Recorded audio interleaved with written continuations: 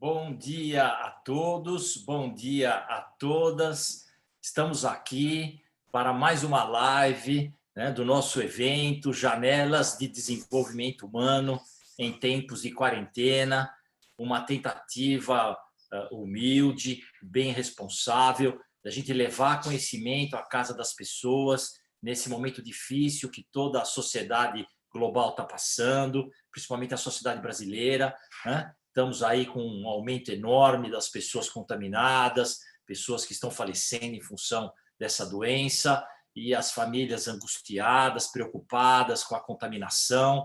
Então, da mesma maneira que os cantores, né, por suas lives, eles cantam e encantam a gente, acalmam o nosso coração e nos ajudam a passar por essa fase difícil, uma série de profissionais, professores, grandes artistas aqui, principalmente da comunidade de Brasília, mas temos pessoas também de fora de Brasília, se uniram para juntos oferecer um pouco de conhecimento, de alegria, de arte, para ajudar, né, nesse momento difícil que nós estamos passando, né?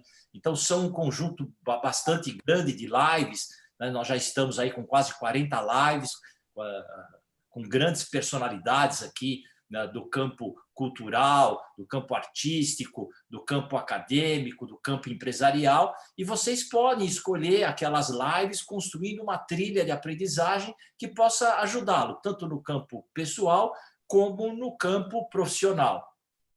E eu tenho também que agradecer muito a todos os nossos patrocinadores, aqueles que nos apoiam nesse evento. Não há recurso financeiro envolvido nesse evento, é sempre um apoio ou com equipamento, ou com pessoas ajudando na tecnologia. São pessoas que se entregam como os nossos palestrantes estão se entregando para vocês, tentando oferecer o que há de melhor, né? Eu até tenho que confidenciar para todo o público aí que está nos assistindo, que o que eu tenho percebido é o que os nossos palestrantes eles tentam entregar a síntese da vida deles aqui dentro, né? O conhecimento que mais moderno que eles estão trabalhando, os artistas mostram o seu trabalho, fazem uma curadoria dentro da sua própria arte, mostrando a essência do seu trabalho, mostrando o seu coração. Então, é uma coisa muito bonita de se ver. Então, eu agradeço a todos esses palestrantes que estão com a gente, fazendo esse momento da nossa vida um pouco melhor.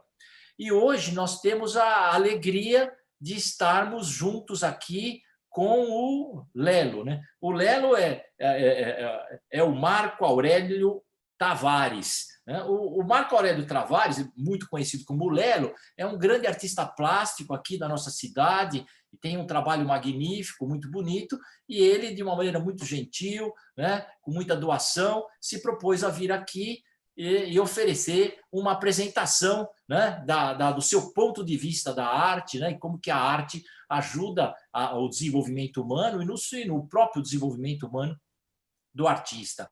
Então, Lelo, você seja muito bem-vindo, é uma alegria estar com você. Em algum momento, nós vamos estar aqui com a Carla Antloga. Ela é uma grande professora da UNB e ela ainda deve entrar aqui na live para dar um oi. Então, em algum momento, nós vamos dar uma paradinha, ou agora, ou no final da live, para que a gente receber a Carla e vocês saberem que ela vai vir fazer uma apresentação muito bacana às 18 horas, que trata sobre pandemia e trabalho feminino, reflexões e perspectivas. Ela, como uma investigadora, né, no tema dentro da Universidade de Brasília, ela tem muita informação importante. Então, às 18 horas, temos hoje uma outra live importante, onde todos vocês estão convidados. Muito bom. O Lelo, o Marco Aurélio Tavares, ele vai falar sobre processo criativo, a representação de uma ideia. Então, eu gostei muito do título quando ele ofereceu, né, que todos nós temos que representar nossas ideias no cotidiano, né, seja na arte, né, que a arte é uma espécie de síntese do saber humano, né? O artista, quando ele coloca, ele pinta um quadro, quando ele faz uma escultura, quando ele cria alguma obra artística, ele está sintetizando, né, não só o conhecimento dele, o conhecimento da humanidade. É uma coisa muito linda. Então, essa história de representação de uma ideia é algo fabuloso, né? Então, eu peço para que vocês tenham bastante bastante atenção, que a gente vai aprender muito aqui com o Marco Aurélio, que é artista plástico, especialista em artes plásticas, cenógrafo e professor de artes já por mais de 20 anos. Ele criou há 15 anos o Ateliê 27, que é um espaço transdisciplinar, onde são desenvolvidas várias atividades culturais que a gente recomenda que vocês conheçam esse trabalho. Então, o Lélio, em algum momento, vai contar também um pouco disso, para que vocês possam se aproximar do Ateliê 27. Então, Lelo, mais uma vez, muito obrigado, viu, pela tua, né, boa vontade de estar aqui com a gente. E a janela é sua, eu sei que você está na sua casa, fique à vontade com o nosso público. Lelo, é contigo. Eu que agradeço, Carbone. Agradeço e acho assim, muita generosidade da sua parte, esse seu projeto de convocar as pessoas a contribuírem um pouco nesse momento em que as pessoas precisam de elementos, de informações, de abraços, digamos assim, de informações mesmo, para superar todo esse momento, que é um momento realmente difícil, né? Então, eu fico feliz de poder participar e de trazer um pouco do meu caminho, na verdade, naquela sua palestra que eu achei muito, muito bonita, muito boa, aquela sua viagem pelas galerias do Van Gogh, né? Eu achei muito legal. Então, eu pensei em trazer exatamente, conduzir os nossos amigos a viver um pouco da linha do tempo de uma série que eu desenvolvi, que a gente vai percebendo realmente que assim, esse processo é um processo contínuo de vida, né? Apesar da gente falar em processo, todos já recebem naturalmente e sem perceberem, de uma forma inconsciente, vivem processos. Mas quando a gente escolhe participar desse processo, delimitando pelo menos o início de um caminho, isso é interessante. Então, o que eu fiz? Eu peguei um processo meu, criei mais ou menos uma linha de tempo de forma ilustrada para que as pessoas pudessem viver um pouco comigo desse momento que é só uma partícula, porque eu acredito sempre que quando a gente vê uma obra, que seja de um pintor, de um músico, de um poeta, a gente está encontrando a unha, né?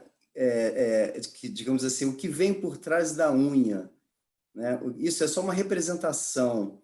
Então, de quem é o dedo, de quem é a mão, de quem é o braço, de quem é o corpo, de quem é a mente e o que tem dentro dessa mente. Então, quando a gente vê uma obra, a gente tem a vontade de pesquisar, de mergulhar, para tentar perceber um pouquinho só daquilo que o artista, o que aquela pessoa produziu, representou aquele sentimento, o que ela viveu, o que ela sentiu, por que ela fez, e por que essa vontade de, digamos assim, apresentar isso, compartilhar isso. Então, eu vou começar aqui com exatamente para a gente iniciar essa nossa viagem, né? Eu trouxe aqui uma primeira obra que ela traz para mim um princípio desse caminho, que é como eu olhava as pinturas renascentistas, por exemplo, e assim aquele aprimoramento técnico deles. E eu acho que a gente, quando se depara com grandes artistas, com grandes obras, é como se a gente se sentisse como essa criança, desnuda, pequena, e querendo querendo participar desse universo. Então, eu busquei nessa série aquela representação de divino, que impressiona a gente, a pintura renascentista, Michelangelo, Rafael. Essa é uma obra de Rafael. E o quanto nós também carregamos dentro de nós algo especial. Por isso eu criei essa aura nessa criança, que eu vejo, mas de alguma maneira eu também participo. Então, eu coloquei o princípio de potência, né, a crença de ser criador, é exatamente porque é importante que a gente se veja com essa potência, que nós somos uma semente que vai ser desenvolvida, que tem uma potência de desenvolvimento. Então, nós não somos apenas alguém que assiste, nós participamos. E quando a gente tem vontade de contribuir, desenvolver, eu acho que a nossa participação ainda é mais significativa ainda. Então, eu estou trazendo aqui, no princípio dessa série, eu queria representar também um lado divino contemporâneo. E eu ficava tentando achar aquele universo divino, né? E eu falei, e aqui agora, nesse mundo contemporâneo? Quais são as nossas santas, os nossos santos? Onde é que está a divindade dentro de nós, dentro de um mundo que, para alguns, até consideram caóticos, né? E eu via que buscar essa representação apenas técnica não era o suficiente, porque realmente, assim, trazer o que nós sentimos, representar isso tecnicamente, mas dentro de uma linguagem, de um pensamento próprio.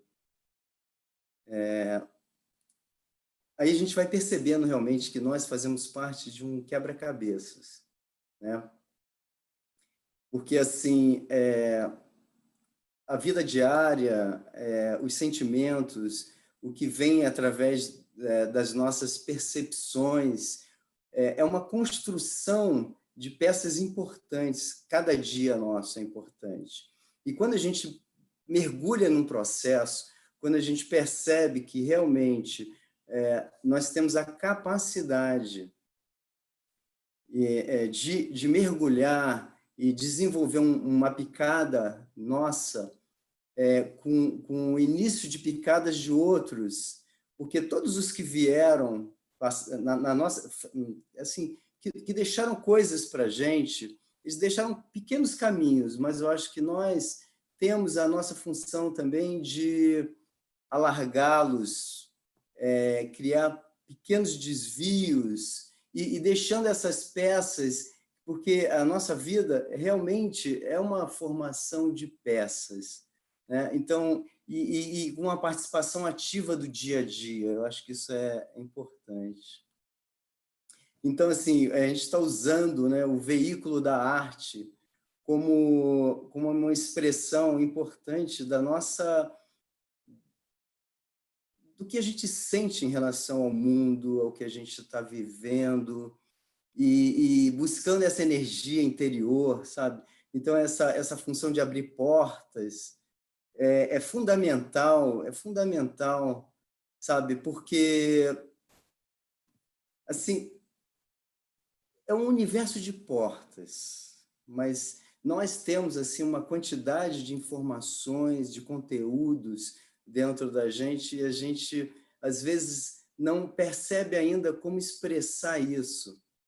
Então, assim, quando você começa realmente a mergulhar um pouco num processo, abrir toda a sua percepção, e aí você começa a fazer esse ir e vir, né? Expansão e contração, você entrar, mergulhar, e ao mesmo tempo você sair e compartilhar e oferecer, né? E aí essas obras, elas são, no caso, eu fiz um trabalho em relação aos meninos de rua, ou essas pessoas que trazem questões difíceis dentro desse universo, e assim, e eles têm também esse aspecto, esse divino interior.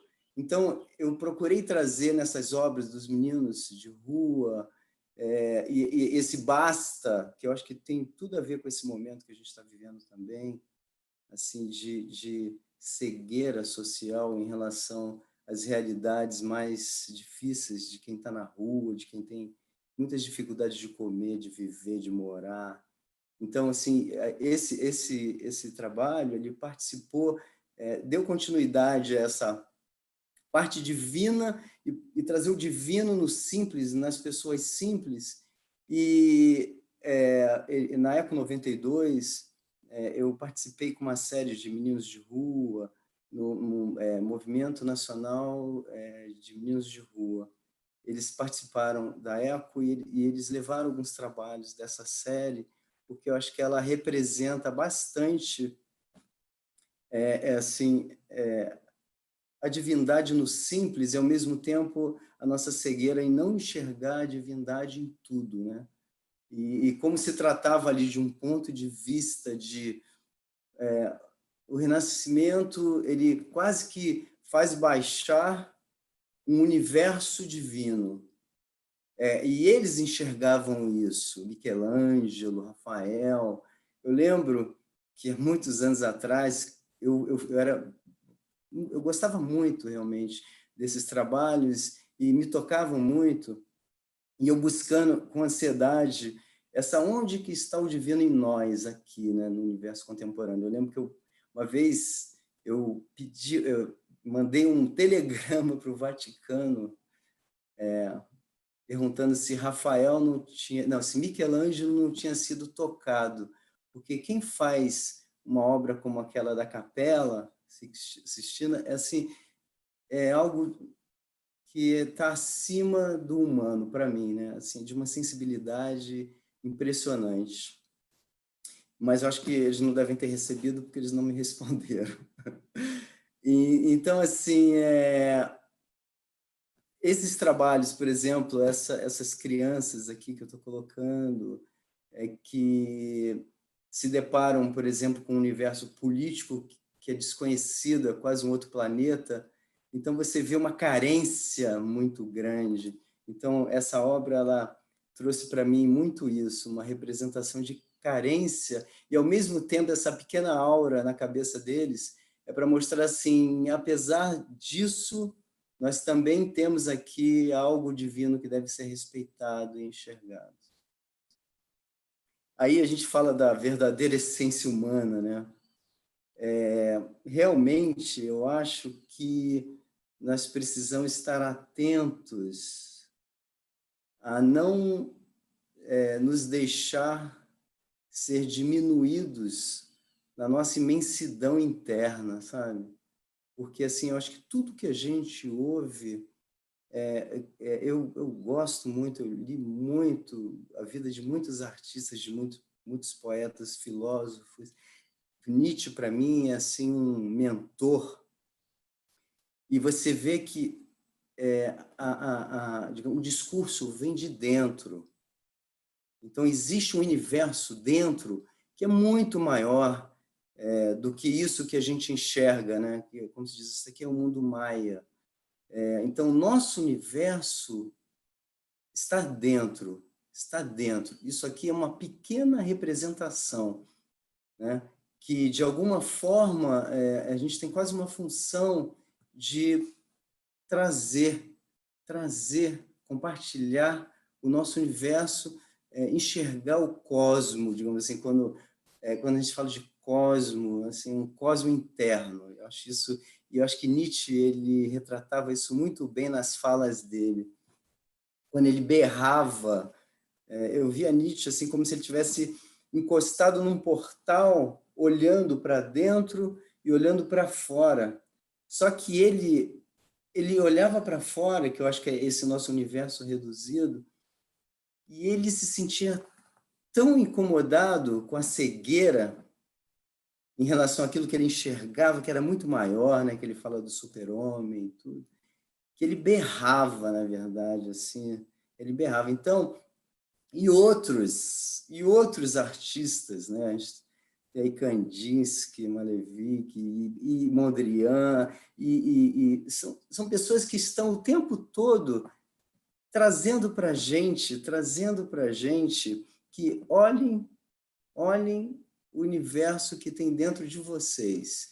E eles vão deixando pistas para a gente, que são pistas maravilhosas, Aqui a gente tem aí mais um representante também dos meninos que estão aí na rua, que estão, de certa forma, abandonados, né? E esperando uma decisão, um auxílio, assim, uma ajuda do Estado e das pessoas. A gente nem pode também colocar apenas na mão do Estado, né? Porque aquilo que a gente enxerga, de alguma maneira, a gente é convidado a participar. E, assim, eu coloco essas crianças nessa posição como, assim, me enxerguem também.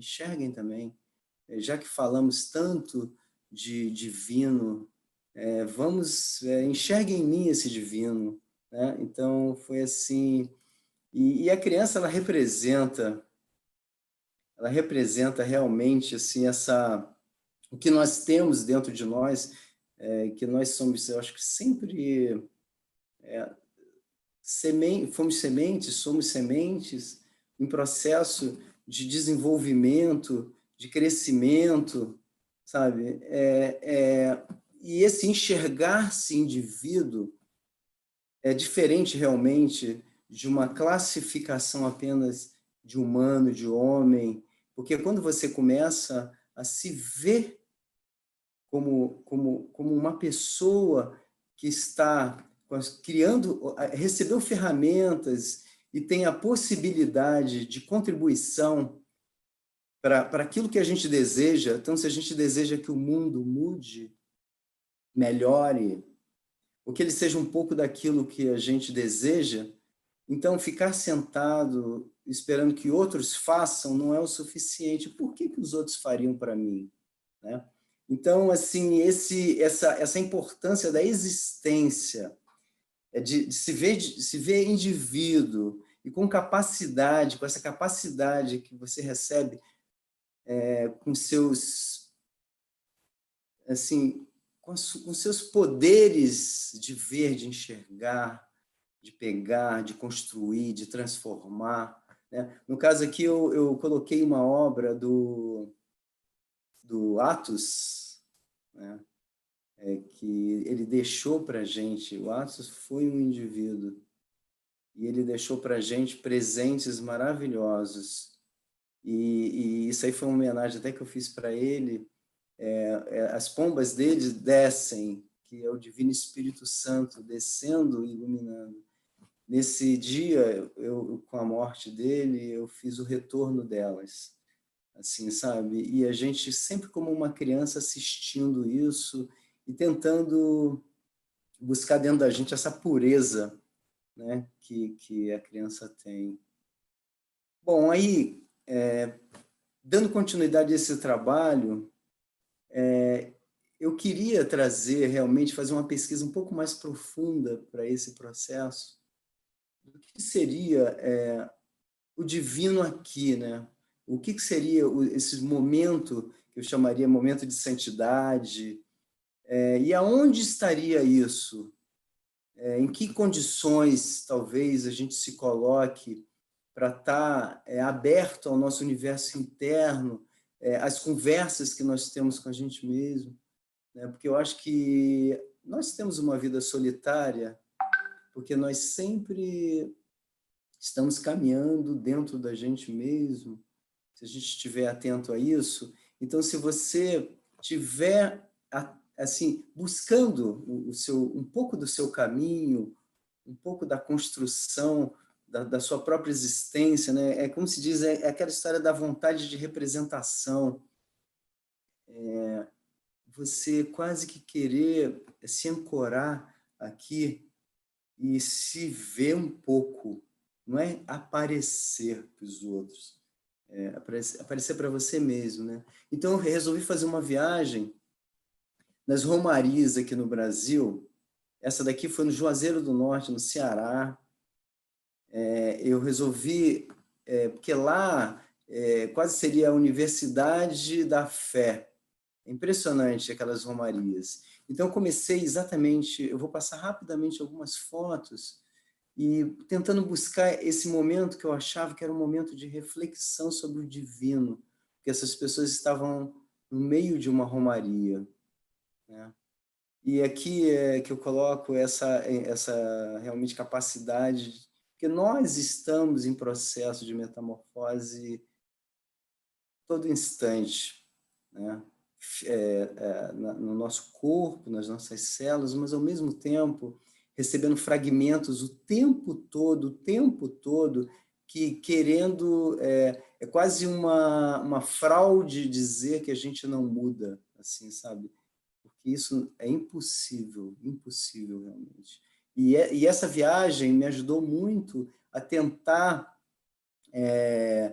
ver o universo dessas pessoas, que foi assim um processo maravilhoso para mim e ao mesmo tempo foi assim um produto para esse processo criativo, digamos assim, para o desenvolvimento de um trabalho que até hoje eu carrego, porque assim, a gente vai percebendo realmente que a gente tem assim um processo contínuo de vida, assim, é ininterrupto isso. Então eu tenho certeza que todas essas imagens que de alguma maneira essas pessoas eu tive contatos, eu fui fotografando, eu procurava não me aproximar muito delas, né? Mas assim tentar captar um pouco das suas expressões e dos seus estados de pensar e assim o que realmente eu poderia sentir com isso, que foi emocionante todo esse processo, essa viagem. Eu tenho assim milhares de registros de pessoas e quando eu falo assim que viver um processo desse, você está apaixonado, eu acho que é uma paixão muito diferente, porque você se apaixona por todos, você não exige nada, pelo contrário, você recebe. Acho que isso aqui assim é de uma, assim, isso sensibiliza. Para mim, assim, foi um processo maravilhoso de estar em contato com essas pessoas, de tentar perceber para onde elas estavam olhando, para dentro delas, do divino delas, na crença delas, mas assim com uma dedicação impressionante, né? E aqui foi um filme que eu vi outro dia, esse filme Senhor Ninguém, até que eu sugiro que quem quiser assistir, é um filme bastante interessante, que ele fala das infinitas possibilidades.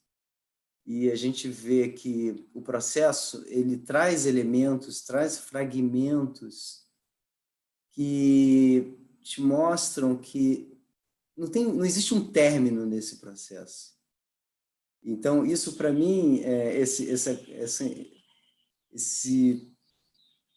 enquanto você não escolhe, enquanto você não dá como terminado, porque terminar a gente não termina, você pode sim abrir para várias possibilidades, várias possibilidades. E assim, isso exige da gente realmente, assim, eu coloquei um caminho lentamente, que é diferente realmente da gente viver num mundo tão acelerado, que a gente não enxerga quase nada, a gente quase não traz nada de novo se você não tiver aberto à percepção. Então, essas pessoas, para mim, elas traziam tantas informações, sabe? Tantas expressões, tanto sentimento, tanta presença, né? Que, assim, para mim foi realmente... eu vim preenchendo, recolhendo, vivendo, né? Aqui, a criança aqui como potência, no meio dos adultos, ela é a esperança, ela é...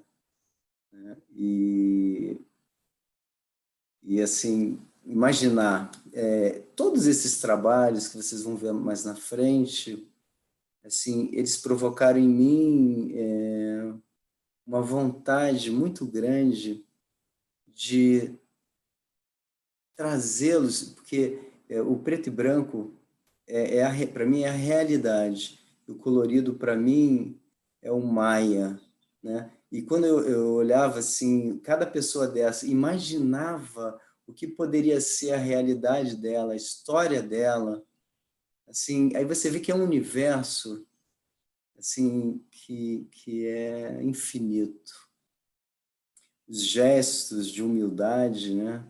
Para mim essa figura, ela lembrou muito o lava-pés de Cristo, né? Quando lavou os pés dos apóstolos, assim. E aí, assim, cada indivíduo representando um universo e silencioso, aqui as figuras assim, essa relação do real e do imaginário, né? O que é uma escultura, o que ela representa na minha vida, né? E o quanto eu respeito, sabe? Aqui eu volto a falar do Nietzsche, né? Que ele conseguia enxergar, e ele queria dizer para a gente que a gente tem portas que precisam ser abertas, né? Ele tinha vontade, eu acho, de arrombar todas as portas, né? E nesse aspecto, eu acho que o professor e o orientador, eu acho que ele, conduzindo bem os seus alunos, ou as pessoas que estão ao nosso redor, a gente é quase um chaveiro que oferece, talvez, ou ajude a pessoa a achar a sua própria chave para abrir um pouco mais essa porta, um pouco mais esse universo e reconhecer esse universo, né? Aí aqui, o que que aconteceu? Aí eu resolvi pegar exatamente todas essas figuras que eu me relacionei fotografando e trazer esse universo divino. O início dessa série também foi muito interessante. Trazer para cá os anjos e santos e santas, né, que os renascentistas enxergavam tanto. Eu falei, então vamos esclarecer, vamos enxergar isso aqui nesse mundo, né? E assim, aí eu trouxe essas pessoas nesse momento que eu chamava de momento de santidade, com seu tercinho na mão e tudo, e naquele olhar delas, assim, como se elas estivessem exatamente enxergando tudo isso. A sua santa. E aí eu comecei a tentar sentir o que elas poderiam estar pensando.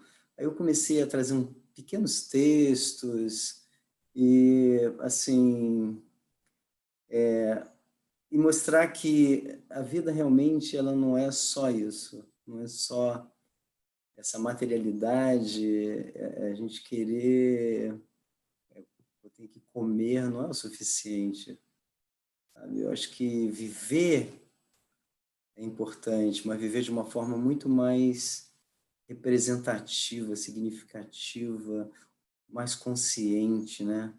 E aqui, esses momentos aqui, que as pessoas estavam ali, eu quis quase que homenagear, sabe? E tentar quase que representar imageticamente o que elas poderiam estar enxergando de divino, que muita gente tem dificuldade de ver, né? Aí eu trouxe essas obras com esse sentido, né? E essa comunicação dessas pessoas simples com o espírito, porque você se relacionar com o invisível é muito mais difícil, né? E aqui alguns textos que eu fui colocando exatamente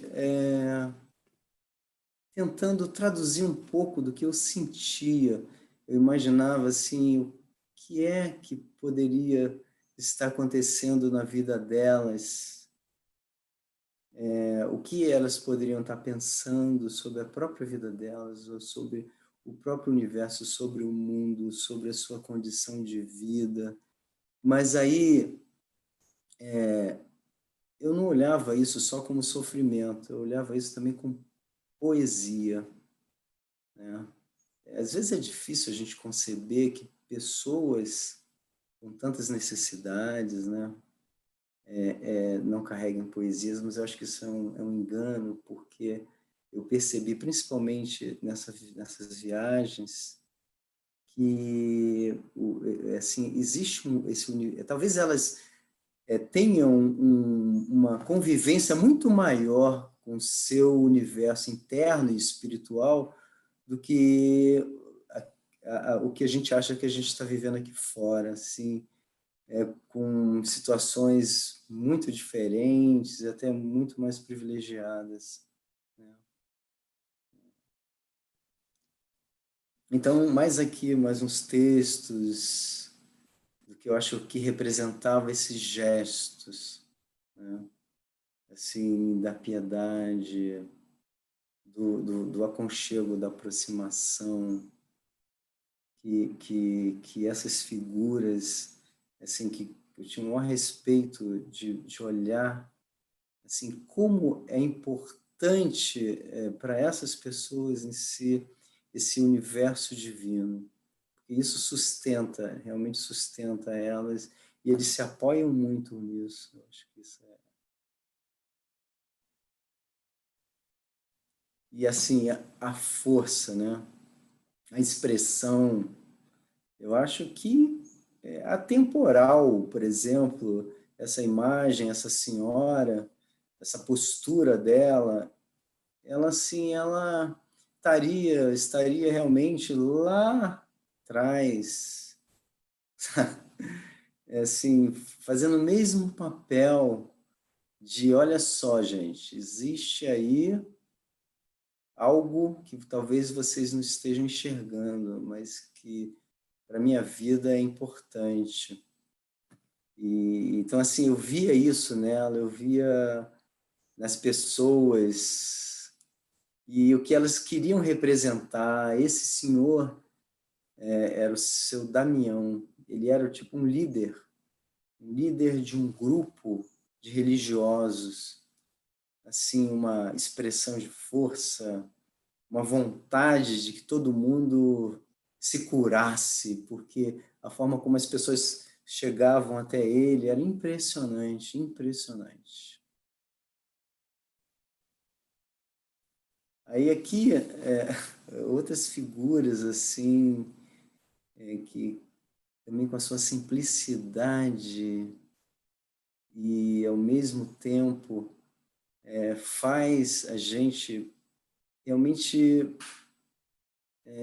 refletir sobre essa nossa vontade de se representar, né? Se representar. É uma vontade de linguagem, uma vontade de, puxa vida, ela está ali, e assim, ela com esse vestido de bolinhas, como se tivesse num dia de festa, uma alegria impressionante, sabe? E para mim ali ela estava representando um ser especial. Então essa desocultação, né, que a Heidegger falava, eu acho que é assim, quando a gente busca viver um processo, né, voltando para a ideia da nossa conversa, a busca do processo é exatamente uma desocultação. Não cabe dentro da gente, eu acho, que todo esse pensamento, tudo isso que a gente está vivendo, tudo isso que a gente está pegando, captando, experienciando, parece que vai explodindo dentro da gente, que a gente busca meios até de se enxergar melhor. Então, essa desocultação, eu acho que funciona muito assim, você buscar uma maneira de representar tecnicamente, e a gente sempre percebe que a técnica ela é apenas um meio, mas você tem o que dizer, a sua alma tem que estar ali, você quer... Então, às vezes, você leva um tempo, sim, se você escolhe uma técnica e você quer se tornar um especialista naquilo, é um tempo, é um tempo.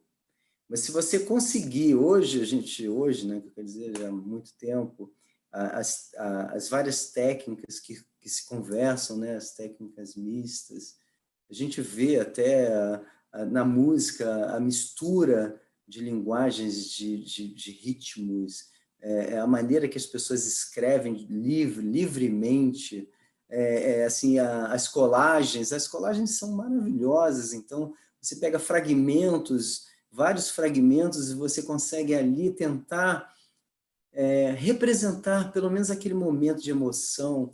Então, isso como desocultação, essa palavra eu acho que é assim, perfeita para a gente falar de processo.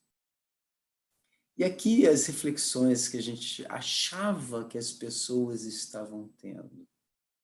Então, assim, é porque eu sentia, quando eu olhava essas pessoas, esses seus gestos, sempre um olhar para algo que eu não estava enxergando, mas que elas estavam enxergando. E, assim, então, quando a gente assiste obras de outras pessoas e presta atenção, a gente fica sempre, eu acho que tentando, com esse mesmo gesto dela, tentar enxergar o que ele enxergou, o que ela enxergou, né? Então, assim, aqui, essa fase é uma fase bastante grande de trabalhos. Eu peguei algumas, para não ficar tão longa a nossa conversa, né? E aí é que eu falo exatamente isso, que nós somos uma obra em construção ininterrupta, né? Aí aqui, ó, essas pessoas sempre com o olhar para o invisível, mas ao mesmo tempo você percebe que é o invisível dentro, né? Isso é interessante. Aí aqui, cada figura representando um universo. Essa unidade eu acho muito interessante. Isso para mim me impressiona e me estimula cada vez mais. E sempre assim, o humano para mim ele representa um universo amplo, realmente. Assim, eu sou atraído realmente. Eu tenho várias fases abstratas, assim, tem várias fases, outras fases, mas eu percebo que esse caminho, para mim, de aproximação, do entendimento, talvez eu vá me entender um pouco mais como um indivíduo, me aproximando cada vez mais de outros indivíduos e a gente trocando experiências, sentimentos, expressões, né? E aqui, mais uma vez, aqui uma figura que eu trouxe para Brasília, digamos assim, para o meio do Salão Verde, um anjo, que eu acho que ele estaria falando para o anjo assim, por que você não tem pernas? E aí talvez o anjo respondesse para ele, se eu tivesse pernas, talvez eu não tivesse aqui assistindo essas barbaridades. Isso aí foi mais ou menos esse o pensamento dessa obra.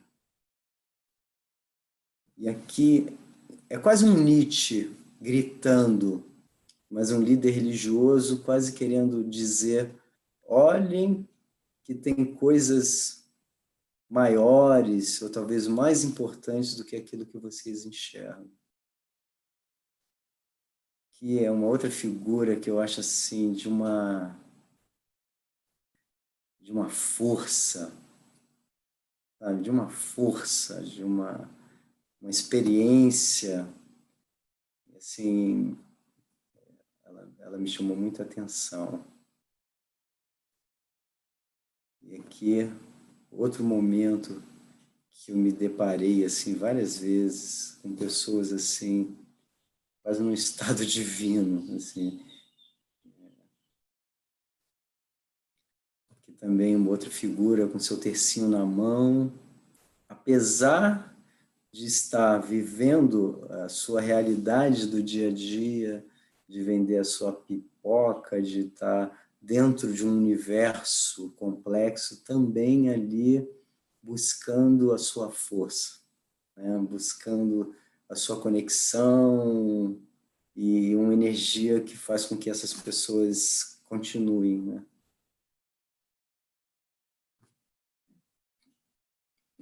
Isso aí é uma outra criança também, numa situação bem difícil. Isso aí foi um trabalho também que eu fiz de algumas invasões, alguns barracos, e assim, a forma de vida dessas pessoas. Mas assim, de alguma maneira, elas também olhavam para esse universo. Não sei se perguntando, ouvindo ali, sabe, atentos ao o que você pode me ajudar, sabe, porque assim são figuras bem, para mim, que representaram bastante que existe algo sempre com uma aurazinha. Eu fazia questão de colocar, sabe, para assim, para ver que tem algo por trás disso. E aqui, voltando sempre ao processo, né? Essa vontade de potência, né? Isso aí então é quando você também quase assume ou resolve assumir um papel de um representante como artista, de falar do seu universo, do que você enxerga, do seu mundo, e não necessariamente repetindo aquilo que já é, que já é, que já é, né? Então, eu acho que assim, essa vontade de, de contribuir, eu acho que é fundamental para um processo. Ninguém vive um processo, principalmente um processo artístico verdadeiro, que permanece, se não pegar, talvez, aqueles fragmentos deixados e reconstruir, colocar elementos e vir e colocar uma alma nisso, né?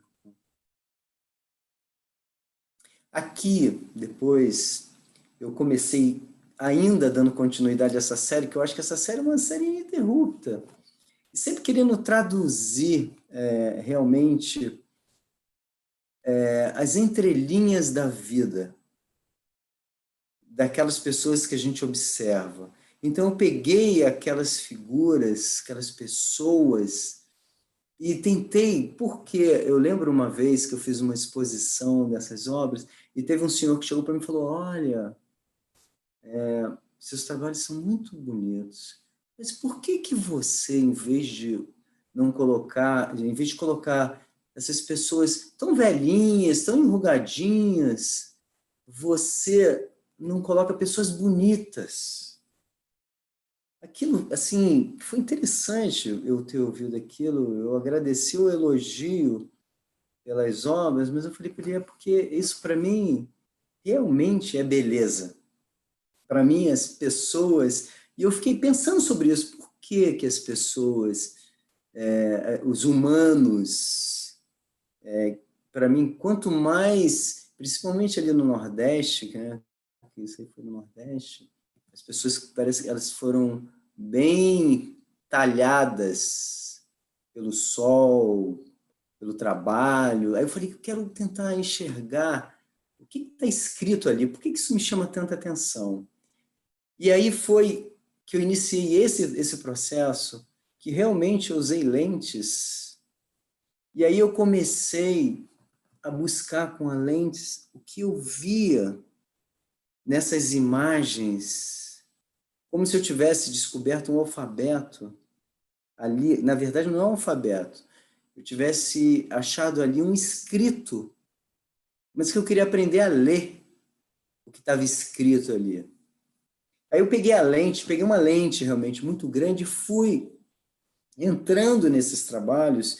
As fotos são pequenas e eu ampliei para encontrar espaços.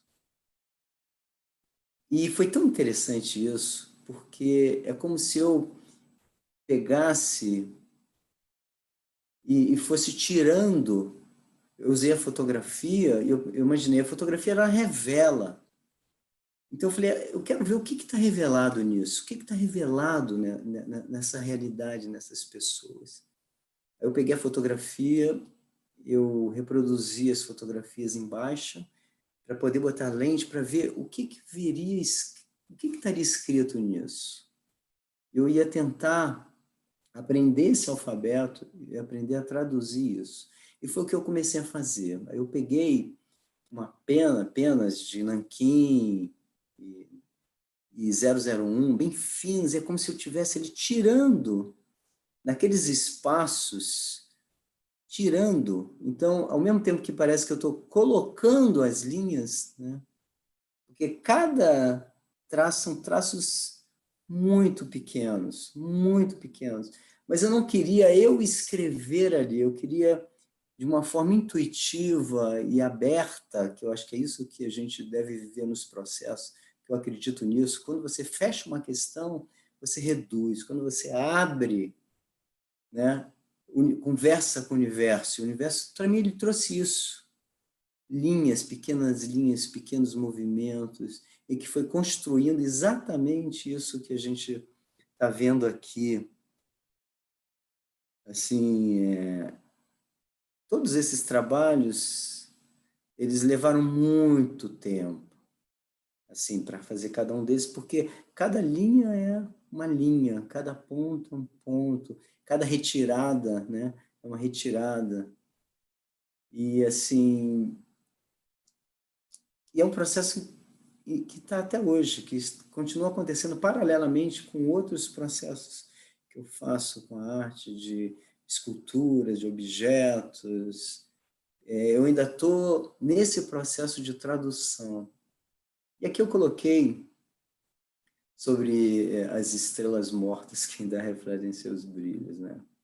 Que eu percebo que esse caminho, exatamente por ele ser um processo contínuo, eu tenho fragmentos, muitos fragmentos, de todos aqueles que vieram antes, ou que ainda estão aqui, que a gente lê, que a gente busca, que a gente quer se aproximar, quer entender nas bienais, nas galerias, nos livros, e que você, sem querer ou sem perceber, você é a formação de todos esses pequenos brilhos, esses pequenos fragmentos. Então, esses trabalhos também, eles me trazem isso. Isso tudo, nós todos, todo esse universo, ele é, digamos assim, um conteúdo de vivências, de experiências dos outros, nossas, e que a gente não consegue, talvez, identificar aonde nós estamos sozinhos, que eu acho que nós não estamos sozinhos. Então, até essa vontade de representação do novo, eu gostaria muito de, o novo, trazer uma novidade, mas eu acho que, como esse trabalho, com os pontos, com os fragmentos, eu acho que nós somos fragmentos. Então, esses detalhes aqui, no caso dessa obra, só aquele colorido, porque talvez, nesse momento, eu estou vivendo essa pequena parte colorida de um universo já existente anterior. Então, assim, né? Aí é isso, essas figuras muito fortes, e cada fio de barba desse foi ali buscando tirar o que estava escrito nele, porque cada elemento desse, cada linha, cada ponto, tem sua história, tem seu conteúdo, tem a sua potência, né?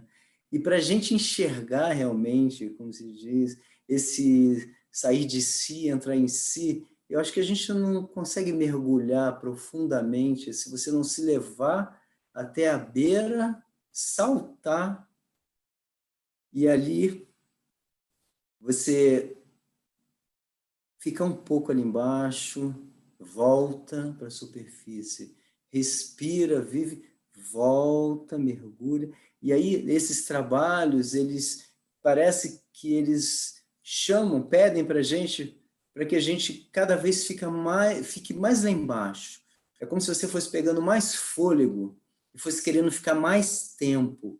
Então, o processo, a paixão pelo processo, é mais ou menos isso, é quase uma vontade de ficar mais ali dentro, enxergando, porque parece que as lentes que estão ali estão mais polidas. E aqui a gente fala exatamente disso, né? O espírito de oposição à natureza animal, né? É que nós somos, sim, nós temos uma potência, nós somos especiais, no sentido do que a gente pode como criador, né? Quando as pessoas dizem que o homem é a imagem e semelhança de Deus, eu vejo muito mais nesse sentido. A gente tem uma potência doada, assim, oferecida pelos sentidos, pelas convivências que a gente tem, e poder falar sobre isso, isso é maravilhoso. O artista, ele tem essa capacidade. E aqui, né, os super-heróis do Nietzsche, né, que assim é trazer esse universo interno realmente, né? E os artistas fazem, poetas, filósofos, eles fazem muito bem isso, e a gente percebe que está lá dentro, está lá dentro.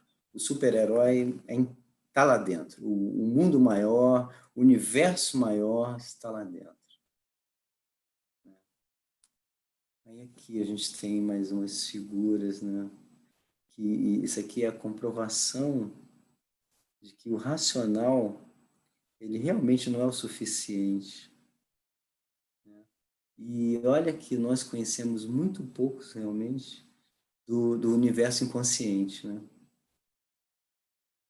Temos aí grandes filósofos e pessoas assim, analistas e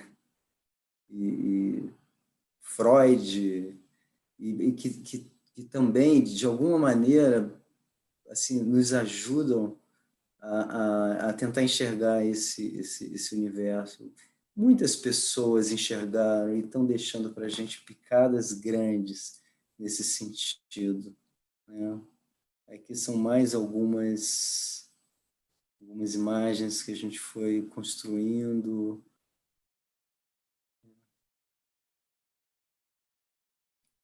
Aqui sempre falando dessa especialidade de existência, né, da alma. E aqui você vê assim umas representações de umas pessoas fortes, assim, né, que a gente trouxe para isso. E essa outra aqui, eu acho que essa frase do Nietzsche é maravilhosa. Viva o melhor possível e só então morra. Isso assim, se a gente realmente perceber que nós temos ferramentas diversas, nós temos informações, nós temos uma ajuda, eu acho que nós nos ajudamos, assim, apesar da nossa solidão interna, nós podemos buscar fora, sim, também, ajuda para esse interno ser vivido da melhor maneira possível, para que você não morra antes, exatamente isso, não morra antes do que você pode fazer de melhor e de contribuição, né? Aí é sempre isso, que a obra é o resultado desse transitar, o mundo interior e o mundo exterior, né?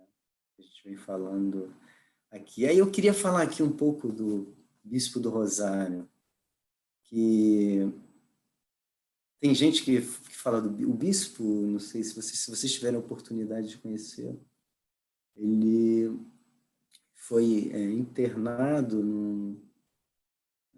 naquelas instituições que eram muito difíceis para pessoas que eles consideravam loucos, né?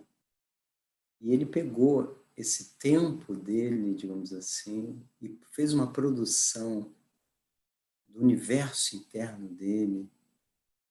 E ele, como ele não tinha acesso a materiais especiais, como a gente às vezes, comprar tinta, o papel, a caneta, maravilhoso, que bom. E ele pegava restos, tirava linhas de roupas para ele bordar, para ele tentar representar o universo dele. Então, ele ali, ele ficou num lugar em que ele ficou a maior parte do tempo dentro dele mesmo. E alguns na época, consideravam loucos, mas a produção dele foi tão impressionante, né, que ele hoje é conhecido pelas obras dele, participou de bienais, de Veneza, assim, ele é uma pessoa reconhecidíssima, e como ele tem muitos, muitos mesmo. E eu não consideraria ele como um louco, porque as pessoas até dizem, os artistas são loucos, os artistas são loucos, esse cara é louco, quando ele faz essa obra ele é louco. Eu acho que a loucura não é essa loucura, né? Aí tem até essa frase aqui do Deleuze que eu acho muito interessante, não se escreve com as próprias neuroses, né? A neurose e a psicose não são passagens de vida, mas estados em que se cai quando o processo é interrompido, impedido, acomatado. A doença não é processo, mas parada do processo. E eu acho que o processo criativo, o processo de arte, esse processo de representação, realmente, ainda mais quando ela tem um segmento que você vai observando, que você é um dia após o outro, um dia após o outro. E eu vejo, às vezes, eu via naqueles programas de mundo animal, aquele bichinho que ficava dentro da toca, esperando o momento de ir ali, buscar e trazer para dentro da toca com medo de ser atacado. Então, aí dentro, ali, ele vai construindo o universo deles. Aí, quando alguém abre aquele universo, vê tantas coisas ali, talvez misturadas, talvez olhassem para as coisas e falassem, isso é o caos. Mas até o caos, eu acho que a gente precisa repensar o caos. Porque você dizer, por exemplo, que a Mata Amazônica ela é um caos, porque são tantas... Mas ali tem uma organização que a gente talvez não tenha capacidade ainda de entendimento. E eu acho que nós somos caóticos. A gente tenta se organizar. A sociedade tenta organizar mais ainda esse nosso pensamento, essa nossa condução, essa nossa existência. Mas, só que ela reduz isso. Ela reduz. Por isso que é sempre essa luta de você tentar não se reduzir, não ficar... Aí tem aquele livro, A Alma e Moral, né, do Newton Bonder, que o pessoal fala de imoral, porque até essa alma imoral, às vezes ela é mal entendida, que é exatamente essa interrupção desse universo reduzido. Vai falar, não, eu penso diferente. Então, aqui, né, o que eu coloquei aqui, que eu vou encerrando aqui a minha fala, né, o que temos para hoje, porque eu acredito realmente que o processo ele vem acontecendo dia a dia, e ainda bem que nós estamos ancorados no dia anterior, porque imagina você acordar sem saber aonde você está, quem você você está dentro de que realidade, mas às vezes a gente acha que isso é uma repetição, que você deve se manter nisso, e eu acho que é um engano nesse sentido, que como um processo de arte, um processo que você está vivendo, que você está buscando um caminho, é para te ajudar a você estar com o pé no chão e olhar o novo, que pode ser uma migalha, né? Mas você acordar com essa oportunidade e com essa atenção de que, bom, então o que eu tenho para hoje, o que o mundo vai me oferecer, aonde eu devo me levar, porque isso é importante, nós nos levamos para as coisas, né? Então, essa repetição seria uma repetição apenas para ancoragem, de ancoragem, porque o novo é o novo. Hoje nós estamos aqui conversando com várias pessoas, com essa oportunidade, né, que o Carbone nos trouxe. Isso é um bônus, é uma nova oportunidade, uma nova situação de troca de experiências. Então, assim, eu só agradeço, viu, Carbone? Assim, e aqui eu estou aberto aqui para a gente conversar, e espero que tenha contribuído de alguma forma. Bom, ô Lelo, você sabe que no final da sua apresentação eu fiquei até arrepiado, né? Porque o que eu queria agora era, junto com todo mundo, né, aplaudir a sua apresentação, que é linda demais, a sua obra é maravilhosa. eu conheci algumas peças suas, eu já era encantado, mas a maneira que você as apresenta e a densidade delas é impressionante, né? E eu acho que também o rigor seu, né?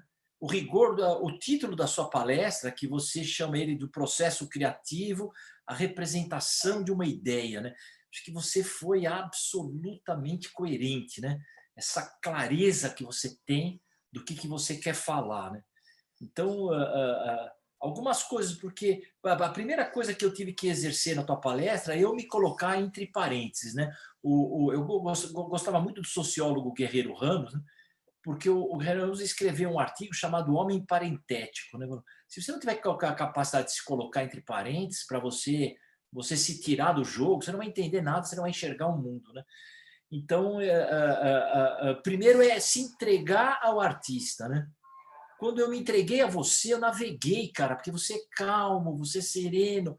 O teu ritmo tem que ser calmo, porque você tem muita informação, né? Você quer consolidar muita coisa em pouco espaço, né?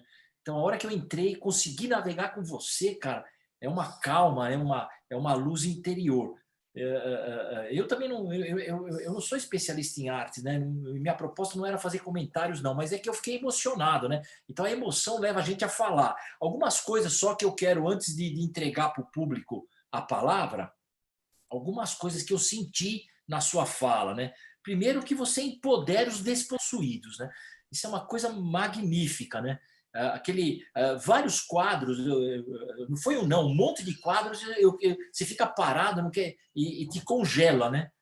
Essa capacidade que você tem de colocar o elemento humano ali, o indivíduo, como você fala, né? Coloca com uma força que você para, né? E eu gosto muito de observar, principalmente os humildes, né? Porque os humildes não teatralizam, né, no sentido, né, de te manipular, né? Eles são o que são, né? Aquele quadro do que você fala do Atos Bulcão, que tem aqueles pássaros voando, né? Como se aquela menina fosse voar junto com eles, né? Ela tá voando, né? Eu costumo dizer que o conhecimento, a arte é da humanidade, né? E aí eu sempre, quando eu estou diante de uma obra, eu acho que a obra é minha, né? Por quê? Porque você pintou para mim, né? Porque você possibilita que eu possa me expandir nessa obra, né? Então, essa questão de você transformar a humildade, a miséria em grandeza, né? Isso é uma lição de humanidade, né? E outra coisa importante que eu não tinha visto em obra nenhuma, cara, eu acho que eu gostei muito, que é colocar o humilde em estado divino, né? Isso é uma coisa que transcende, né? Porque você iguala todo mundo, né? Eu acho que é isso mesmo. A humanidade é uma coisa só, né? Todos somos iguais e no mais humilde tem a maior grandeza, né? Então, muito linda a sua apresentação. Eu já tenho notado que quando a palestra ela é muito densa, né? E ela traz muita informação, o público dá uma parada, né? Eles precisam de um tempo para poder começar a perguntar. Já vão chegar as perguntas. Então, eu vou pedir para o pessoal que façam as perguntas. Claro que quando o público está ao vivo, Lelo, o que ocorre é o seguinte: você percebeu que é um novo exercício, né? Eu não estou criando nada, isso já existia, as lives já existiam. Agora, o que acontece com as lives é que as lives atomizaram as falas. Qualquer um fala, qualquer um pode ser ouvido, né? E numa dimensão global. Isso tem um poder enorme, né? Porque a minha fala no cotidiano é de mim para alguém estar do meu lado. Então, o poder dessa fala é menor, mas quando você coloca na rede mundial, é uma fala de todos para todos, né? Quer dizer, é como se fosse uma Babel, né? Mas essa confusão, né? A confusão leva ao divino, né? Que é a gente poder encontrar um caminho para a gente, né, juntos continuarmos a nossa trajetória na humanidade. Então essas lives chegaram, cara, e elas vão mudar o significado da comunicação. como mudou o significado, o WhatsApp mudou o significado, né? Como o Facebook acabou com a solidão das pessoas, o WhatsApp permitiu que a comunicação tempestiva ocorresse e resolvesse o nosso problema de informação com o outro muito rápido, né? Convergindo texto, foto, vídeo, sentimento, meme, uma comunicação muito diversificada e, né, com uma agilidade impressionante. E as lives vêm agora com outro significado, né? O que eu achei muito legal, eu pensei nessa questão da arte, porque eu não vi live de arte. Não tem nada melhor no mundo do que a arte. Então, por que os artistas não podem agora falar para o mundo inteiro sobre sua arte, né? Então, a gente tem que começar a pensar nisso. Mas o que eu achei muito legal, e até foi um colega meu que já está pensando em montar uma empresa para cuidar de lives. Ele deve estar plugado aí, tá me ouvindo, né? Então, ele já quer criar a empresa dele para gerenciar lives. Claro, porque isso vai ser um belíssimo negócio para a gente trabalhar. E no meio dessa história, explode uma live lá na Bahia de um conjunto de mulheres, né, negras que vão falar sobre o racismo no Brasil e nos Estados Unidos. Instantaneamente estão analisando o caso daquele negro que foi assassinado pelo policial com toda a crueldade, né, possível e com a janela das redes sociais abertas para o mundo, né? Esse é o poder agora. O ser humano tem o poder de fazer o bem e o mal agora, não só no universo restrito, influenciando uma pessoa ao lado dele, é influenciando o mundo imediatamente, né? Quer dizer, você note o poder que a comunicação tomou, né? E aí já as pessoas já se reúnem e já estão debatendo antes do que a mídia organizada, porque a mídia organizada não consegue fazer o debate, né? Então, eu estou só aqui mostrando, tentando mostrar o poder que essas lives têm, e essa sua obra é tão linda, tão maravilhosa, claro que ela é conhecida, mas pelas lives, cara, que vão surgir, vai ser mais ainda, e mais gente vai poder admirar o seu trabalho. Então, parabéns, viu? Fiquei muito feliz.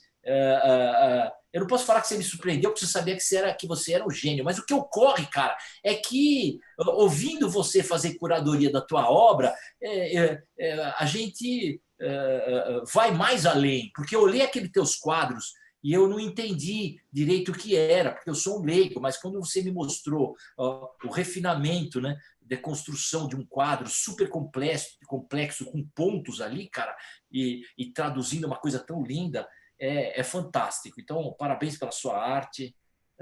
Graças a Deus que tem as lives que vão ainda divulgar mais o seu trabalho para o mundo todo.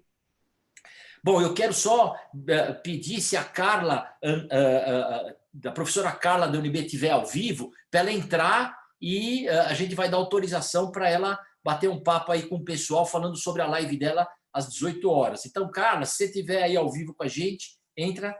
Pode entrar qualquer tempo que você entrar, a gente te dá a palavra. Bom, começaram a chegar as perguntas. Vamos lá.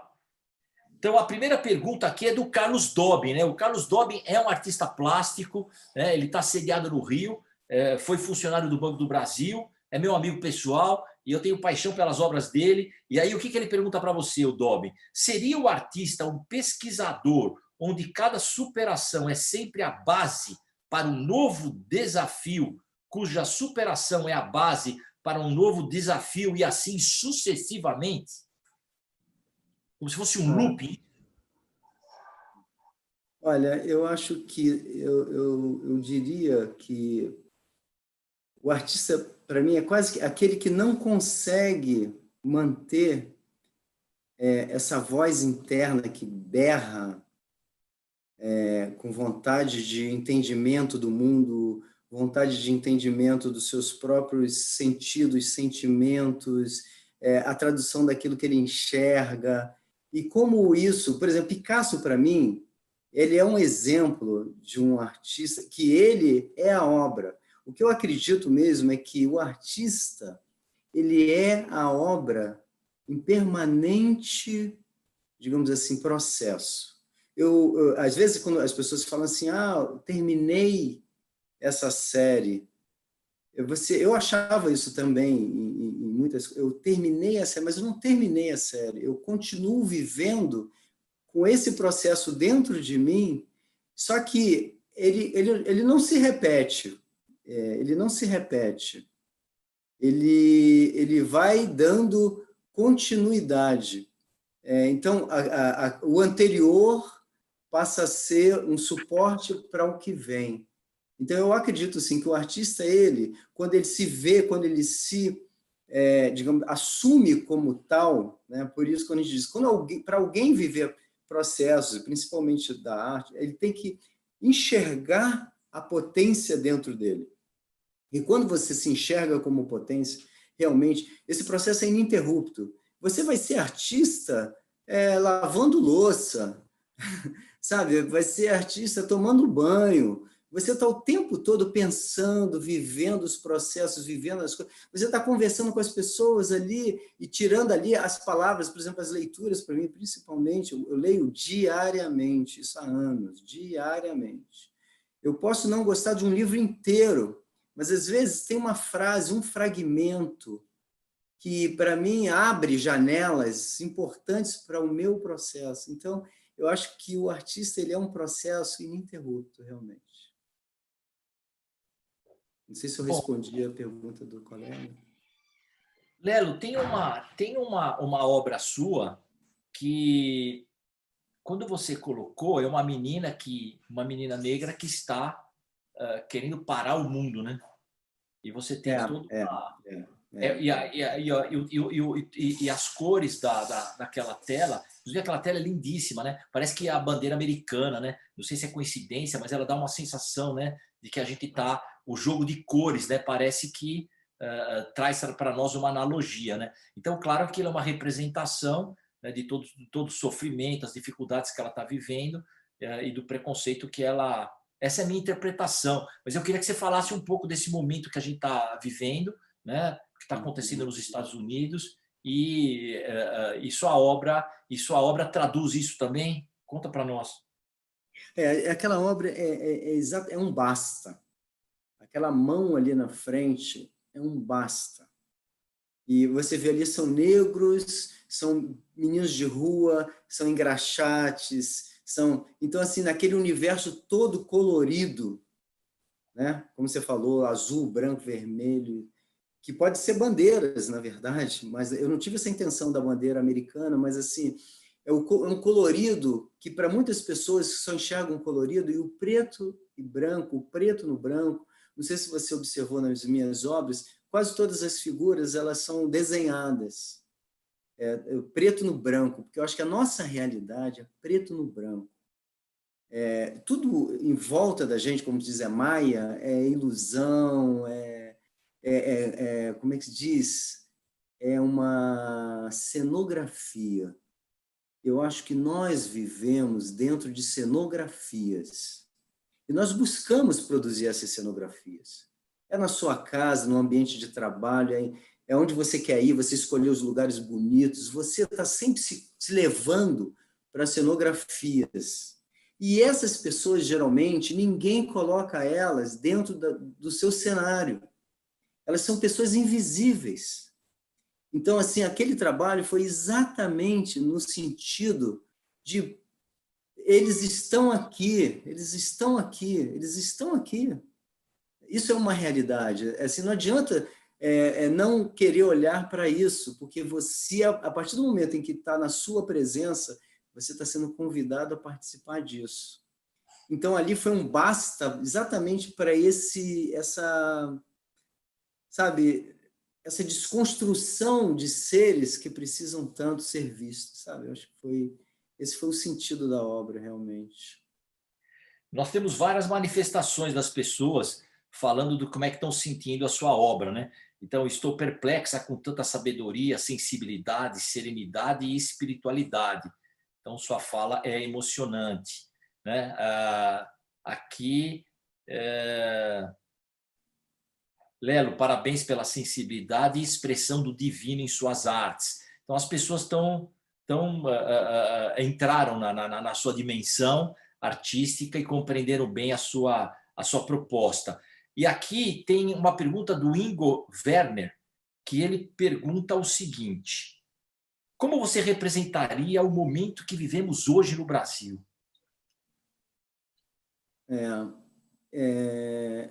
Imageticamente, isso é interessante. Se fosse imageticamente, seria assim algo de uma corda. Eu fui numa romaria em Belém, que aquela romaria de Belém é impressionante, né? Aquela do Círio de Nazaré. Não sei se vocês sabem da história, eles têm uma corda muito grossa, né? E as pessoas, e essa corda é como se ela tivesse ligado à santa, a Nossa Senhora, então as pessoas ficam querendo tocar na corda para, digamos assim, fazer essa ligação com a santa. E eu acho que hoje o que eu vejo é uma corda, mas não é uma corda que está indo numa direção só. Eu estou vendo uma corda que está sendo disputada, é um cabo de guerra, sabe? Eu acho que o que nós vivemos hoje é um cabo de guerra, que, assim, vai derrubar aqui, vai derrubar ali, vai derrubar, e assim é uma coisa, e as pessoas estão usando as suas forças, o seu conhecimento, ou a sua violência, ou o que ela tem dentro de si, para sustentar a sua posição. Eu acho que a gente precisava era exatamente parar, pegar esse cabo, deixar de ser um cabo de guerra e ser exatamente um cabo onde as pessoas deveriam, todas elas, pegar, segurar e conduzir para uma direção só, sabe? Eu acho que seria mais ou menos isso, o pensamento. Se eu fosse fazer uma obra, seria nesse sentido. Era quase que tentar fazer uma torção, uma transformação desse cabo de guerra num processo único, num caminho único de melhorar de vida para todos. E com respeito, porque eu acho que a saída para esse planeta é o respeito. Respeitar até as diferenças. Muito respeito, muito respeito. Unir as forças, né, Lelo? É legal. Exatamente. A ideia sua, a representação de uma ideia, né?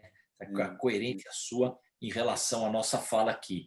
Bom, nós temos aqui outras perguntas. Nós temos aqui um cara maravilhoso chamado Luiz Antônio Machado Lopes. Ele está sempre com a gente, nos acompanha e faz excelentes perguntas. Lelo, excelente palestra, gostosa e profunda. Fiquei curioso com a citação do Nietzsche e a conexão dele com o divino. Seria em relação à inquietude? Não tenho dúvida. Eu acho que o Nietzsche ele não, eu não posso falar por ele. Assim, eu gostaria muito que ele tivesse ainda vivo e presente, que ele pudesse conversar com a gente, mas o que ele deixou no caminho dele era que ele enxergava um outro universo, e um universo divino, eu acho, que ele talvez não chamasse de divino, né? Mas era dos super, eu acho que ele para mim, Nietzsche para mim, ele é fundamental no meu caminho, sabe? Porque ele chama a gente a sair dessa pequenez mesmo, essa pequenez de imposições, de aceitações, de reduções, sabe? Ele falava, vocês são super. Ele falava do super-homem, né? Do super, assim, vocês são super, vocês não estão vendo que vocês estão se reduzindo a quase um objeto. Isso é muito interessante, sabe? O objeto. Você se tornar quase um objeto de consumo. Você se tornar um objeto de consumo. Isso é uma coisa interessante. Eu acho que esse cuidado da gente ser só mais um na multidão. O que é mais um na multidão? Assim, sabe? É diferente de você assimilar a energia da multidão, né? Então, assim, o Nietzsche, para mim, ele era uma pessoa angustiada que só, né? Ele era um ser angustiado, porque ele realmente ele não conseguia, ele não era uma pessoa egoísta, porque até isso é interessante. Tem muitas pessoas que vivem seus processos e parece que elas se satisfazem com ele, apenas com ele mesmo, e reduzem, às vezes até têm medo de distribuir, de compartilhar, né? Porque isso é é uma coisa também muito interessante. Essa vontade de autoria, às vezes, ela é prejudicial.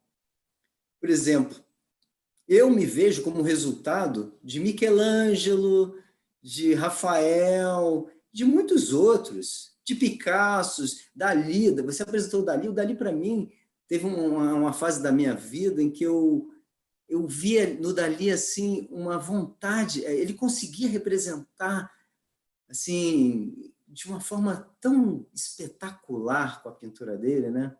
Então, isso tudo são fragmentos que vão ficando dentro da gente. Então, o que eu posso dizer é o seguinte, é que essas obras que eu apresento, elas, se fossem também fragmentadas em pedacinhos, eu teria ali pedacinhos de todos esses.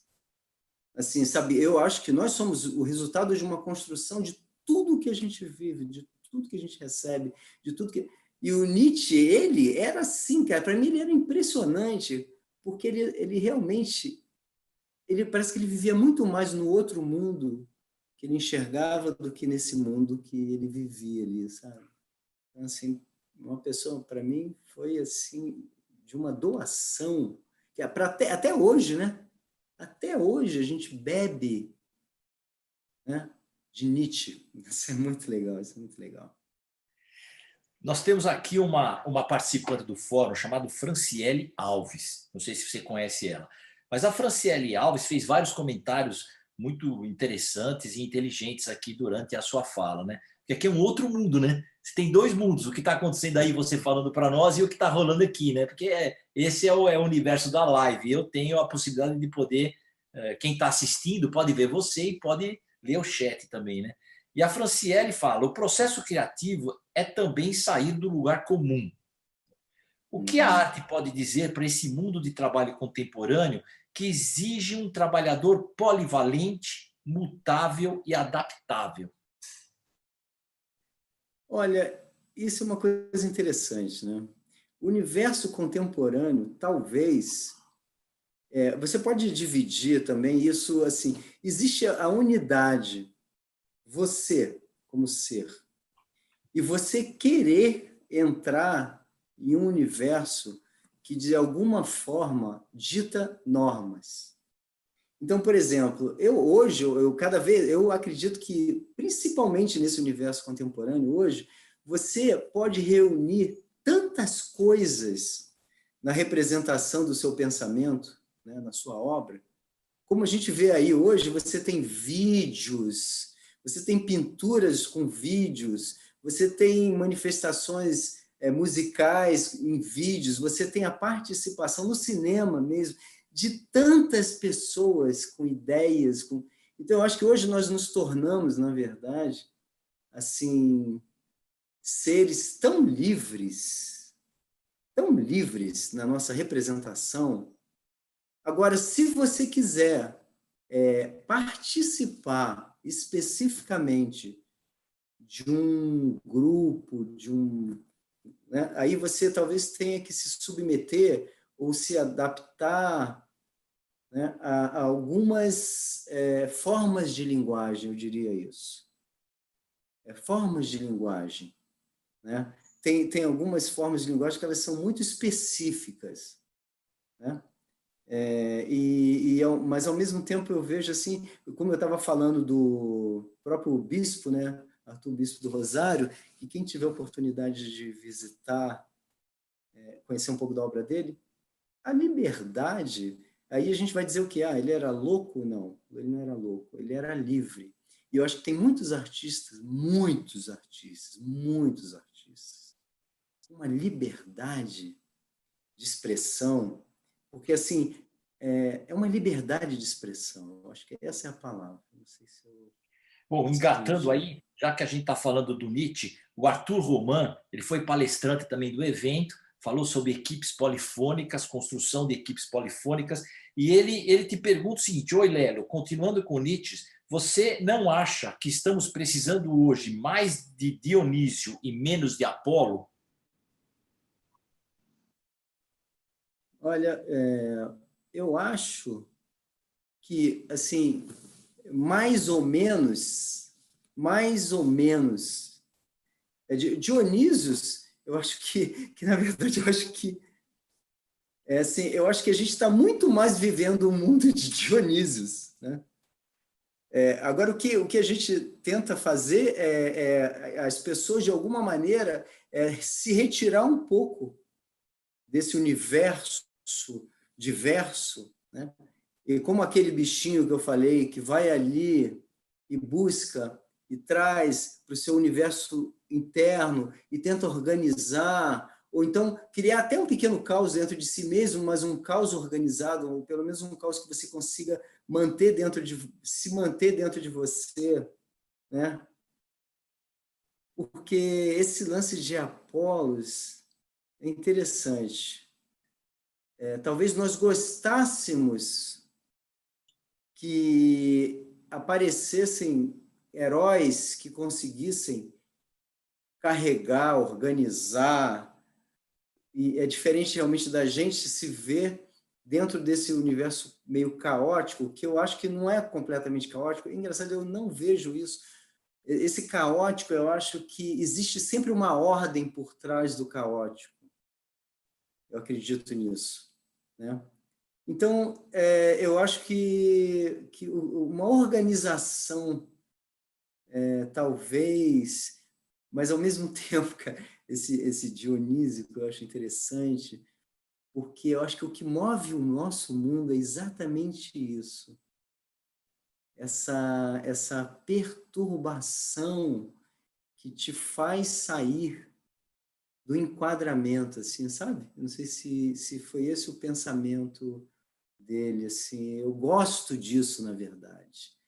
Assim, eu não gostaria, por exemplo, de encontrar as pessoas todos os dias do mesmo jeito, falando as mesmas coisas, vestindo as mesmas roupas, andando nos mesmos grupos. Eu acho que o bom é até aquela pessoa que você convive com ela diariamente, um dia você encontra com ela, ela te traz um sonho.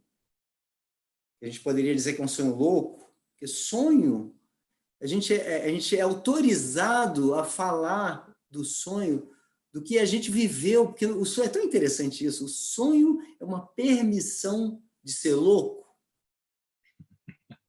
né? Porque com o sonho eu posso, né? Então isso é maravilhoso. Então assim, a gente tem tudo, na verdade, eu acho que a gente tem tudo, tudo, tudo, tudo. Agora, o que a gente vai ser reduzido é uma escolha nossa. Porque talvez a gente até não consiga lidar com tudo isso, assim, sabe? Não quero tudo isso, eu preciso me organizar um pouco. Tira isso, tira isso, tira isso, eu não aceito isso, não aceito isso. Não aceito. Mas, assim, nós temos muito, né? Muito, muito. Só agradecido por tudo isso, né? É isso. Ô Lelo, tenho mais duas perguntas e nós vamos fazê-las e vamos encerrar nossa live, porque já estamos mais ou menos alcançando o tempo que a gente se propõe. O Gustavo Bandeira, porque a conversa está maravilhosa, a gente podia seguir em frente, mas nós vamos respeitar um pouco o público, que mais ou menos a gente faz a live na faixa de 1h30 e tal. Bom, o Gustavo Bandeira disse o seguinte, ele pergunta o seguinte, vou fazer a pergunta do Gustavo Bandeira e depois do Antônio Soares. Uhum. O Gustavo Bandeira te pergunta qual foi a sua inspiração para fazer o paralelo entre as pessoas humildes e a espiritualidade? Você quer que eu já responda ou você vai fazer a segunda também? Sim, não, pode fazer, pode responder. Bom, eu acho o seguinte, a partir do momento em que a gente acredita, né, ou enxerga que existe um mundo divino, um universo divino, a gente pode chamar de muitas coisas, porque para mim, particularmente, a materialidade ela é pouca demais, e a racionalidade também, para a gente ter um entendimento do que está acontecendo, o que acontece nesse planeta.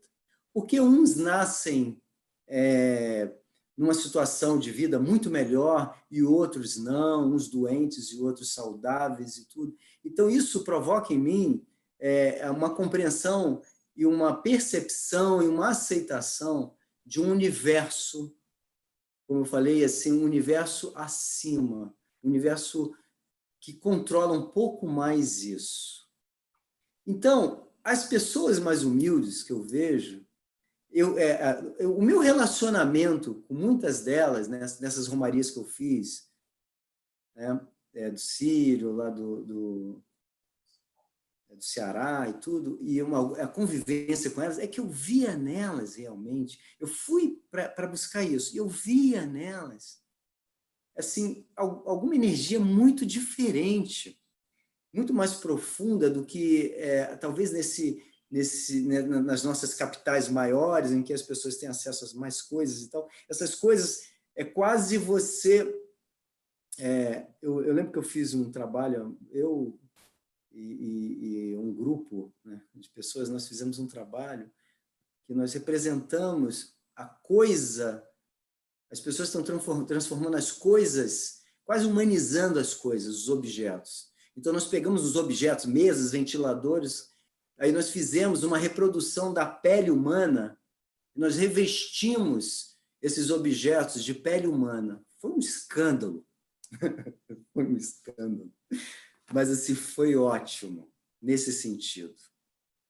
Porque, assim, a gente acaba enxergando tudo, e até as pessoas, como objetos, como conceitos, como classes, como... A gente deixa de ver a humanidade nelas e o divino nelas. Então, eu consegui ali, naquele mergulho, em estar junto com aquelas pessoas, eu só via o divino ali. Eu praticamente desconstruí digamos assim, o ambiente material, porque era um ambiente que nós poderíamos chamar de caóticos, ou caóticos não, ou injustos, ou assim, inaceitáveis, e tendo aquelas pessoas ali, mas aí você percebe que, mais ainda, você percebe que tem que ter algo muito maior dentro delas do que o que está ao redor delas. Então, como eu vinha com essa proposta de um momento de santidade, um momento divino, achar o divino aqui nesse universo contemporâneo, que os renascentistas falavam o tempo todo lá disso, sabe? Com essa representação do universo invisível, né? Eu acho que eu consegui achar, assim, eu tive o prazer e a graça de enxergar essas pessoas, eu acho que é isso. Enxergar o divino nelas. Muito bom. E aí eu tenho uma pergunta do Antônio Augusto Soares. Bom, para você, às vezes quando eu conheço a pessoa, eu posso falar um pouco dela, né? Então, o Antônio Augusto é um doutor em educação à distância. E ele trabalhou comigo no Banco do Brasil durante muitos anos, e ele coordenou um grande projeto nacional pelo Banco do Brasil, que foi a implantação da a Universidade Aberta Brasileira.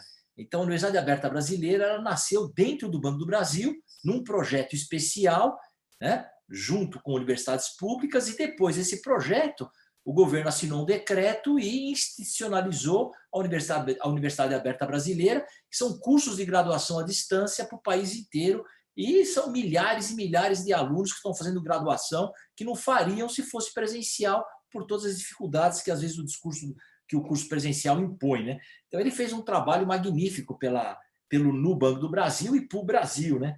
E ele faz uma pergunta sobre você, né? E essa pergunta é interessante, que até remeteu a mim, né? Eu fico pegando os textos que eu escrevia quando eu tinha 14 anos para tentar entender o que eu tinha na cabeça, né? Algumas coisas ainda continuam, outras mudaram muito, né? E eu leio e me estranho, é engraçado isso, né? E ele pergunta para você: você já fez releituras de suas obras ao longo da sua vida? Olha, Como é que é isso? releituras das minhas obras, não. Eu não fiz releituras específicas da minha obra. Mas, por exemplo, é tão interessante que a preparação dessa nossa conversa, eu busquei, te agradeço, na verdade, porque eu tive a oportunidade de fazer quase que uma volta na linha do tempo e eu acabei fazendo uma releitura das minhas obras quando eu fui construindo esse passo a passo. Como você falou, você escreve coisas, você pinta coisas que você não mexia, que estava lá guardado. Então, quando você pega e você se depara com essas suas obras ou com seus escritos, você até se estranha de você que escreveu isso, você que pintou isso, sabe? Então, eu fiz uma releitura nesse sentido. Eu nunca peguei uma obra e reproduzi a obra, assim, ou então eu modifiquei a obra, digamos assim, né? Por quê? Porque eu me modifiquei. Como eu digo, eu acho que eu ainda estou nessa linha do tempo, eu ainda estou em processo com todo esse conteúdo dentro de mim, realizando obras que têm influência de todo esse meu sentimento. Talvez conceitualmente eu pudesse até dizer que eu estou me relendo ainda, porque eu estou com esse conteúdo lá dentro, que ele ainda é pulsante, e ele vem e me provoca ainda uma representação que talvez imageticamente não seja com o mesmo caminho anterior, mas o sentimento mesmo, a percepção acrescentando coisas. Por isso o que temos para hoje, né? Tudo isso anterior, né? Com mais elementos, construindo, continuando essa construção. Então, assim, essa releitura, eu acho que essa nossa conversa me provocou uma releitura. Eu vi muitas obras que eu não via há muito tempo, que talvez eu até falasse assim, poxa, eu colocaria algo aqui que eu não coloquei na época, né? Mas, assim, aí seria como eu querer mudar o meu passado, né? Assim, que isso também eu acho tão interessante. Se a gente mudasse uma vírgula do texto do passado, talvez a gente não tivesse hoje onde nós estamos aqui, sentados, conversando. O desvio teria sido muito grande, né? Isso é tão interessante. Eu vejo, às vezes, um pedreiro, quando ele constrói uma casa, e a casa está fora do esquadro, e ele vai botar um piso, que aí quando ele coloca assim, quando ele vê, começa com uma diferença assim, mas no final da parede, a abertura, ela vai, e ela fica assim, a angulação muda. Então, assim, eu acho que se eu pegasse uma obra hoje e fizesse uma releitura, ela seria uma nova obra. Ela nem seria, eu acho que assim, uma releitura, sabe? Acho que seria isso. Mas você falou do pedreiro, Lelo, e nós tivemos aqui um pedreiro que ele virou assessor do BRICS, alto executivo do Sistema S. Hoje ele é vice-presidente de um banco. E ele foi pedreiro. E talvez sem ter sido pedreiro, ele não chegasse onde ele chegou, né? Então você vê uma profissão mais maravilhosa, porque o pedreiro constrói a nossa casa, nós moramos dentro dela.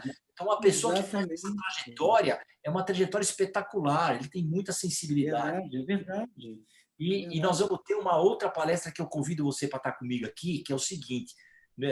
Eu convidei um senhor, ele já deve ter próximo de 60 anos de idade. E ele é um cara que eu tenho muita admiração. Mas eu fiquei sabendo que ele se alfabetizou aos 18 anos de idade. E ele era frentista de posto de gasolina, se alfabetizou aos 18 anos de idade. A partir daí começou uma trajetória maravilhosa. Ele foi fazer o Mobral, hein, antigamente, né? E depois ele virou mestre em economia, doutor em economia, professor de várias universidades federais e é escritor e funcionário do Banco Central, onde ele foi na função de analista, ocupou várias posições importantes dentro do Bacen. E até os 18 anos analfabeto, né? Mas o que dá a ele uma dimensão de vida que, pô, é espetacular, que eu não tive. A minha vida, em pese que minha família era humilde, por circunstância, eu só estudei em escola boa, eu tive tapete vermelho por tudo onde eu fui, eu não tive dificuldade e preconceito e não precisei nem falar a palavra inclusão. Eu sempre fui incluído em tudo. Então, o meu olhar sobre a inclusão, ele é diferente, porque eu não tive problema de inclusão. Ele viveu a exclusão o tempo todo, ele me conta as dificuldades uma pessoa que é analfabeta aos 18 anos, você imagina os problemas de exclusão. Eu vou fazer um talk show com ele aqui, você esteja aqui para me ouvir, né? Acho que não tem mais nada do que a essência do desenvolvimento na arte e num personagem desse, né? Que sai do nada, né? Da exclusão completa para ser uma pessoa extraordinária na sociedade, né? Eu acho que eles podem nos ensinar o que é desenvolvimento humano, né? E vocês, artistas, com essa maravilha que vocês nos apresentam. Então, Lelo, mais uma vez, muito obrigado pela sua participação, viu? Adorei, viu? Foi um momento de calma, serenidade, de criatividade, né? De conhecimento. Foi um momento maravilhoso. Tenho certeza que todos que estavam conosco aqui também gostaram. Então, deixo aí meus agradecimentos pela tua generosidade em ficar cuidando de uma palestra, né? Revisitando sua obra, sua vida e os conceitos para nos dar essa beleza que você nos deu, essa belezura, né? Porque a arte é uma belezura, né? Porque é a síntese do conhecimento, da sabedoria humana. Então, continue com a gente, porque isso é um espaço de pessoas que querem compartilhar conhecimentos com humildade, né? Com sinceridade, né? E com boa vontade. Então, muito obrigado, Lelo. Desejo para você um bom dia. E quero dar um abraço a todos e a todas que estão aqui nos seguindo, agradecer muito, dizer que se entrarem no site, vocês vão ver muitas palestras gravadas, que os palestrantes, quando o palestrante autoriza. Então, nós vamos ter esse evento ao vivo, né? Ao vivo não, esse evento gravado e disponibilizado para todo mundo poder, né?